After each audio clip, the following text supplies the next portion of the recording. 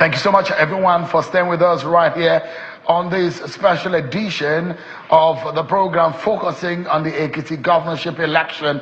The election has been conducted and the results have now been expected. But let's get to know how these all conduct went and the explanation that we could get from INEC. I'm being joined by the resident electoral commissioner for INEC for this election. Doc, thank you so much for your time. I know it's a very difficult period for you since we are expecting the result. But given the outcome of what we saw today, from the point of view of your preparation and INEC's point of view, how would you assess the exercise today?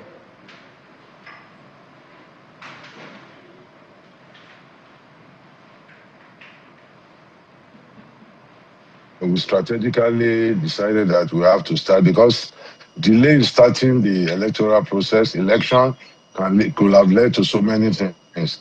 And we make sure that we set up all our polling units at least 8 o'clock in the morning.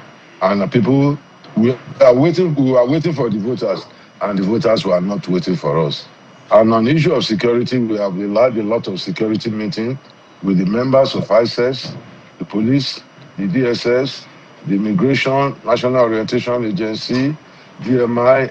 All those people have contributed a lot in letting us have a very successful election. I went around myself and I saw what's going on, and I'm so happy about the voters' turnout. Well done. One of the things that we applauded INEC for earlier is logistics and how you are being able to maneuver to the point that you had at about 10:30 noon, you have near 90% or more of setting up of the polling unit. What exactly did you do right? What was it that you corrected? What lesson did you lean on to achieve this? Because in the history of INEC, logistics has always been a problem. But if you are able to surmount it in this election, you must have done something unique. When you need transport, is one of the major things you need for the delivery of the materials. And we have been able to have discussion with the transport union, and we plan our transportation matrix, knowing the number of vehicles we need. And in the process, we have a series of meetings with them. After meeting with them, we'll be able to tabulate what kind of vehicles we need, and we pass them on to them so that they can give us all the list of vehicles that they will provide local government by local government. And after that, they have to put the name of the drivers and the phone numbers of the driver. And we pass that one on to the Federal Road Safety, and who are in the local government to examine the vehicles and make sure they are in proper shape. And also, we pass on the document to the DSS and the police. And with that, we have been able, and with cooperation of the union themselves, we spoke with them, and we really let them know that they must buy into this democratic dispensation. They should not look at issue of money alone, but they should look at it that they are delivering service to their motherland. And with that cooperation, we are able to overcome most of the logistic problem. That's interesting. If that was the way you are able to resolve some of the challenges which has become age-long, as almost as old as INEC itself, then kudos. But tell us about what this confusion is all about. There's a different number of political parties on the ballot, 19 on the ballot. You had 15 on the election results sheet, and you released 14 on the notice of election of candidates. Why the confusion? This and the judiciary. Initially, when we unveiled the candidates in early this year, there were 12 candidates. And eventually, another party went to court and we were asked to include it into the process. Then, also about 3 weeks ago, we were asked to include another political party. And up to 2 weeks ago, then in the process, because, you know, there must be timeline for preparation of this election. INEC has the timeline. You have the time you have to prepare all these ballot papers and so on and so forth. Then we decided that instead of, you know, whenever they ask us to add another political party, we are going to waste a lot of money. because the one that has been done will be discarded. And we have seen it being done severally. Then the INEC decided that there is need. Let's put all the political parties on the ballot paper. So because people are not voting for candidates in their names, they are voting for political parties. So any political parties, maybe the court said we should include or do that, they are already on the paper because they are registered political parties. So we decided to strategize like that in order to save money and to save the little resources that INEC has. Anytime they ask us to change the name or to include the name of another party on the ballot paper, INEC we have to waste lots of money to reprint another ballot paper. So in the process, and the INEC was guided by policy that there is need to have all the names of the political parties. In case by next week or the date of the election, they ask us to add, so the name of the political party is there already. So that's the reason you are having that. So what happens to the political party that you will not be able to record their names on the result sheet because you have lesser name on the result sheet, lesser political parties? The candidates, the people, the voters know the political parties they want to vote for. And they know the political parties that are contesting. One thing that we should know and give to Nigerians is that most of our people are intelligent people. So they know the parties they want to vote for. But Rick, this is what I'm talking about. You have 19 political parties on the ballot. And you have a result sheet that has 15 political parties. That means there are 4 political parties that are not represented on the result sheet. So how would a vote, where will you put the results of the political parties, the 4 of them, where would you put them? Because the result sheet is omitting 4 political parties. Printing of the listen, the printing of ballot paper is more expensive.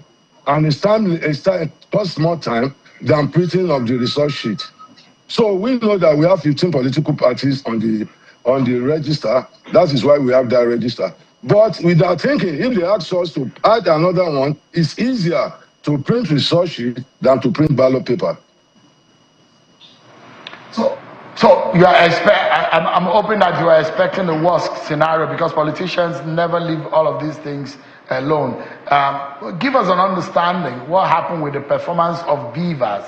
There are elderly people and those who are mid-age also who were complaining, and the beavers rejected their facial recognition feature. What really went wrong with beavers today?